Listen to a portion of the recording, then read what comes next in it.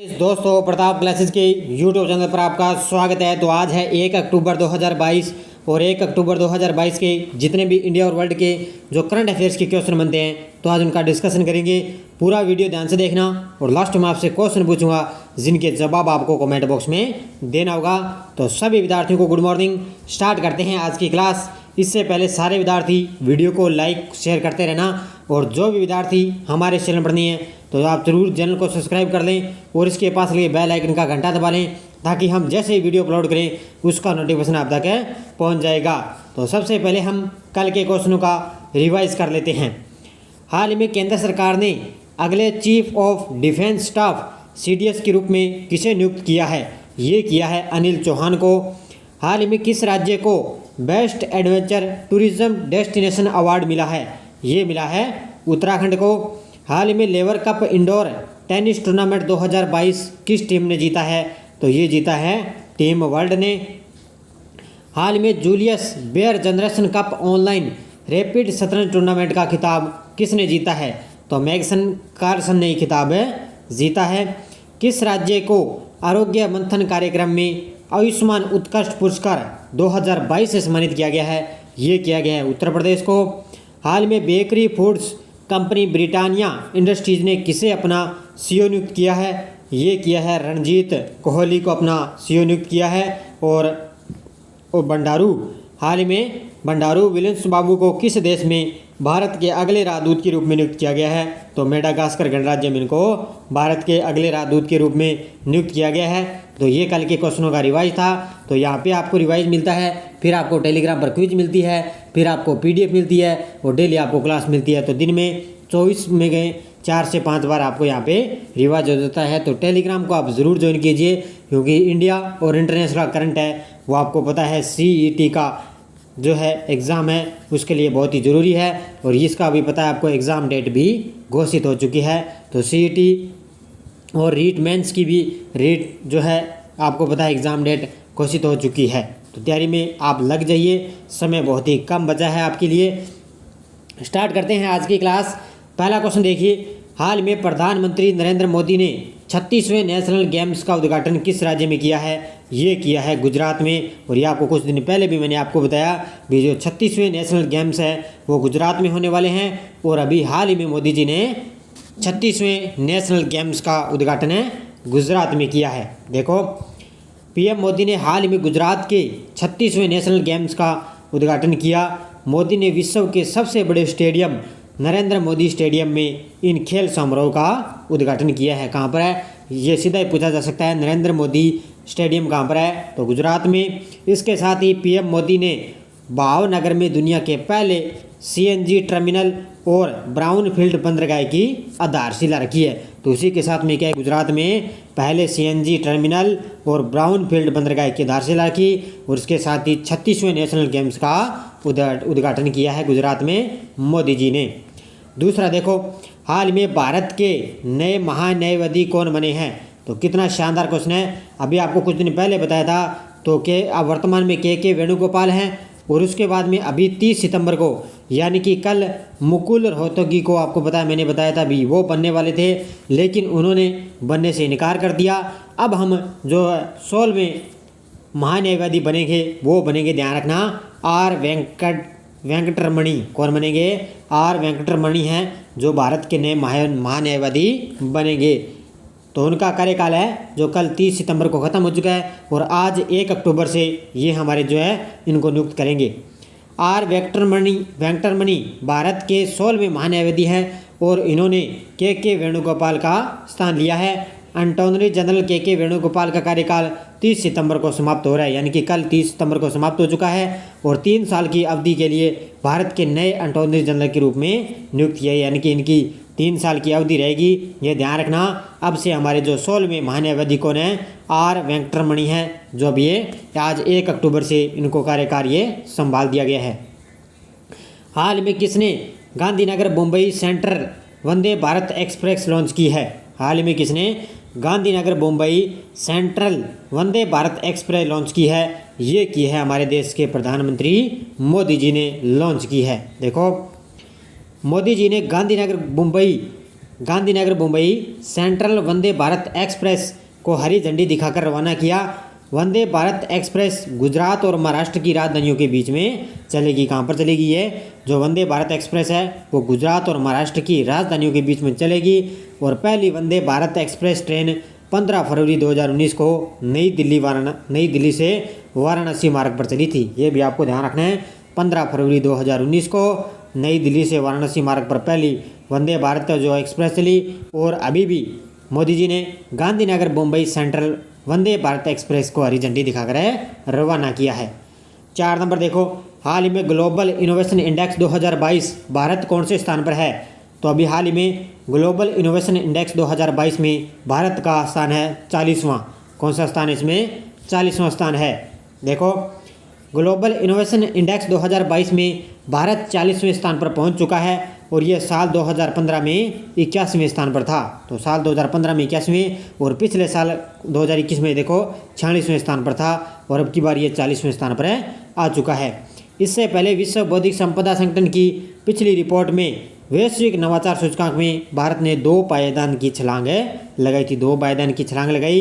पिछले साल 46वें पर था और अब की बार ये 40वें पर आ गया। और प्रथम स्थान पे कौन है? स्विट्जरलैंड का इसमें प्रथम स्थान है। तो पूरी बातें आप अच्छी तरह से नोट किया करो। 5 नंबर देखो, हाल ही में किस राज्य सरकार ने बुंदेलखंड के पहले टाइगर रिजर्व को मंजूरी दी है? किस राज्य सरकार ने बुंदेलखंड के पहले टाइगर रिजर्व को मंजूरी दी है? ये दी है उत्तर प्रदेश की राज्य सरकार ने। किसने दी है? उत्तर प्रदेश की राज्य सरकार ने। उत्तर प्रदेश के मुख्यमंत्री योगी आदित्यनाथ की अध्यक्षता में हुई बैठक में मंत्रिमंडल ने वन्य जीव संरक्षण अधिनियम 1972 के तहत रानीपुर बाघ अभ्यारण्य को अधिसूचित करने की मंजूरी दी है। तो रानीपुर बाघ अभ्यारण्य को अधिसूचित करने की मंजूरी दी। इससे पहले राज्य के चित्रकूट जिले में रानीपुर वन्य जीव अभ्यारण्य के रूप में अधिसूचित किया गया। तो ये बुंदेलखंड में क्या है कि रानीपुर बाघ अभ्यारण्य को अधिसूचित करने की मंजूरी दी है। किसने? उत्तर प्रदेश सरकार ने। हाल ही में किस संस्था ने भारत में अपना पहला सौर ऊर्जा संयंत्र लगाया है? हाल ही में किस संस्था ने भारत में अपना पहला सौर ऊर्जा संयंत्र लगाया है? ये लगाया, ध्यान रखना, ऑप्शन नंबर डी, हिताची एस्टोमो ने। किसने लगाया है? हिताची एस्टोमो ने भारत में अपना पहला सौर ऊर्जा संयंत्र लगाया है। देखो, हिताची एस्टोमो ने अपने जलगांव विनिर्माण संयंत्र में 3 मेगावाट का भारत का पहला ग्राउंड माउंटेड सौर ऊर्जा संयंत्र स्थापित किया है। 3 मेगावाट सौर ऊर्जा संयंत्र 43,301 वर्ग मीटर के क्षेत्र में बनाया जाएगा। कितने?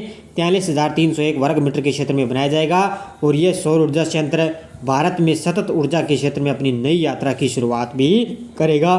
तो ये ध्यान रखना, इसका नाम आप ध्यान रखना। हिताची एस्टोमो ने अपने 3 मेगावाट का भारत का पहला ग्राउंड माउंटेड सौर ऊर्जा संयंत्र स्थापित किया है। 7 नंबर देखो, हाल ही में शिक्षा मंत्री धर्मेंद्र प्रधान ने 13वें फिक्की वैश्विक कौशल शिखर सम्मेलन 2022 का उद्घाटन कहाँ पर किया है? ये किया है नई दिल्ली में। कहाँ पर किया है? शिक्षा मंत्री कौन? अपने धर्मेंद्र प्रधान। उन्होंने 13वें फिक्की वैश्विक कौशल शिखर सम्मेलन 2022 का उद्घाटन नई दिल्ली में किया है। देखो, केंद्रीय शिक्षा और कौशल विकास और उद्यमिता मंत्री धर्मेंद्र प्रधान ने 27 सितंबर 2022 को नई दिल्ली में 13वें फिक्की वैश्विक कौशल शिखर सम्मेलन 2022 का उद्घाटन किया। कब किया? 27 सितंबर को। केंद्रीय शिक्षा, कौशल विकास और उद्यमिता मंत्री द्वारा 13वें फिक्की ग्लोबल स्किल समिट 2022 को education to employability making it happen विषय के साथ नई दिल्ली में शुभारंभ किया गया है। तो ये इसका ध्यान रखना, इसका विषय भी पूछा जा सकता है भी, education to employability making in it happen. इस विषय के साथ नई दिल्ली में इसकी शुरुआत की गई है। 8 नंबर देखो, हाल में किस देश का crown Prince Mohammad bin Salman को प्रधानमंत्री के रूप में नियुक्त किया गया है? तो ये बने हैं, ध्यान रखना, सऊदी अरब के। किसके बने हैं? सऊदी अरब देश है, उनके अभी crown Prince Mohammad bin Salman को नए प्रधानमंत्री नियुक्त किया गया है सऊदी अरब का। सऊदी अरब के राजकुमार मोहम्मद बिन सलमान को शाही आदेश द्वारा देश का प्रधानमंत्री नियुक्त किया गया। राजकुमार राजा सलमान के उत्तराधिकारी हैं और वर्तमान में सऊदी अरब की राजधानी है रियाद और सऊदी अरब की मुद्रा क्या है? Saudi riyal. ये आपको अलग ध्यान रखना, राजधानी है रियाद और मुद्रा क्या है? Saudi riyal. और नए प्रधानमंत्री बन चुके हैं Mohammed bin Salman. 9 number question देखो, हाल में विश्व समुद्री दिवस 2022 कब बनाया गया है? तो विश्व समुद्री दिवस 2022 बनाया गया है, ध्यान रखना 29 सितंबर को। कब बनाया गया? ये 29 सितंबर को बनाया गया है। देखो, प्रत्येक वर्ष सितंबर महीने के अंतिम गुरुवार को विश्व समुद्री दिवस मनाया जाता है। इस वर्ष 29 सितंबर को विश्व समुद्री दिवस मनाया जा रहा है और विश्व का लगभग 80% व्यापार समुद्र के माध्यम से होता है। ये आपको पता ही है, भी विश्व समुद्री दिवस 29 सितंबर को बनाया गया और 80% लगभग व्यापार क्या है? समुद्रों से होता है। वर्ष 2022 में विश्व समुद्री दिवस 2022 की थीम क्या है? हरित नौवहन के लिए नई तकनीकें या new technologies for greener shipping.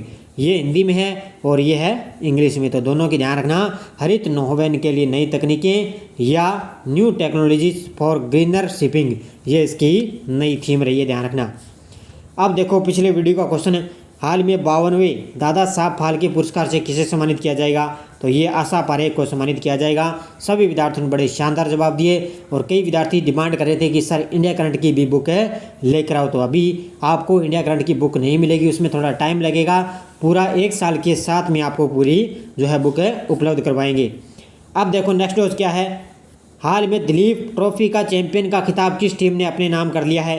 West zone, south zone, east zone, इनमें से कोई नहीं। इसका जवाब आपको कमेंट बॉक्स में देना है। और अब आज 1 अक्टूबर से आपके लिए एक नई मुहिम की शुरुआत करने जा रहा हूं, आगे देखना। हड़ौती का ताजमहल कहलाता है अबला मिणी का महल कोटा, ध्यान रखना। हड़ौती का ताजमहल अबला मिणी का महल कोटा। कांठल का ताजमहल के नाम से प्रसिद्ध है, काका जी की दरगाह प्रतापगढ़ में है। कौन सा क्षेत्र खेराड़ प्रदेश कहलाता है? जहाजपुर भीलवाड़ा। और बूंदी का प्राचीन नाम क्या है? वृंदावती। और प्रसिद्ध चौतीनी कुआं किस जिले में स्थित है? बीकानेर में। तो इन 5 के जवाब सभी विद्यार्थियों ने बड़े शानदार जवाब दिए। सभी विद्यार्थियों को हार्दिक शुभकामनाएं। अब देखो नेक्स्ट डोज क्या है, मुख्यमंत्री जल स्वावलंबन अभियान कब प्रारंभ हुआ? ये ध्यान रखना, रीट लेवल 1 और 2 वाले दोनों ही विशेष तौर से ध्यान रखें। यह आपके हर एक एग्ज़ाम के लिए आपके लिए बहुत ही ज़रूरी है। और 4 और 5 फरवरी आपके लिए एग्ज़ाम डेट है घोषित हो चुकी है। राजस्थान में मानसून के प्रत्यावर्तन का समय क्या है? ध्यान रखना, प्रत्यावर्तन का समय पूछा मैंने। तापमान, वर्षा और आर्द्रता के आधार पर राजस्थान को कितने जलवायु प्रदेश में बांटा है? और कोपेन के जलवायु वर्गीकरण के अनुसार BWHW जलवायु प्रदेश में राज्य के कौन से जिले आते हैं? उन वो जिलों के आपको नाम बताने हैं। और अब की बार ये क्वेश्चन है, उसमें लाइब्रेरियन के एग्ज़ाम में ये क्वेश्चन अभी पूछा भी गया है हाल ही में। तो ये कोपेन वाले मैं आपको अभी कंप्लीट करवा दूंगा, तो ये अच्छी तरह से जवाब देना। अब देखो आपके लिए एग्ज़ाम स्पेशल क्या है, राजस्थान करंट में जयपुर जिले में ताज़ा अपडेट के 5 बिंदु आपको बताने हैं। यानी कि आपको जयपुर जिले में ये बताना है भी हाल में ताज़ा करंट के तौर पर यहाँ पे क्या हो रहा है। जयपुर जिले में कौन से कोई गेम चल रहा है, कोई कौन सा उद्घाटन किया है, क्या कोई नया कोई जो है लोकार्पण किया गया है, कहाँ पर लोकार्पण किया है, किसने किया है, किस खिलाड़ी का जो संबंध है जयपुर जिले से है, किसने जयपुर का संबंध है, उसने स्वर्ण पदक जीता।